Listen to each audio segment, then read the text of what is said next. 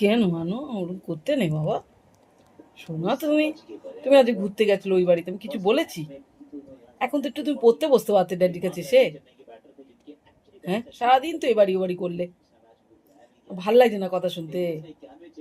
ও আর চোখ খুলছে না ওর আর। পড়ার কথা বলেছি না, ও আর পড়তে চায়?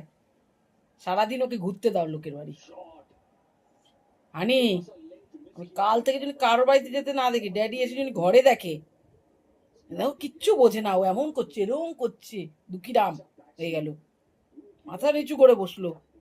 ওকে আর কিছু বলা যাবে না, পড়তে বসতে বলেছিলাম সকাল থেকে। পড়তে না বসো, বসো তো বইটা নিয়ে, এরকম করে তাকিয়ে থাকো। টিভির দিকে একটু তাকাও নে, চলো আমি ভালো একটা পড়াশোনা যখন দিই সেদিকেও দেখবে না তুমি।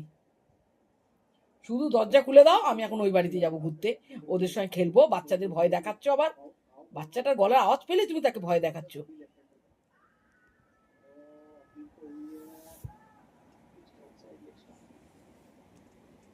এখন কোনো কিচ্ছু বোঝে না, দেখো দেখো। হ্যাঁ হানি,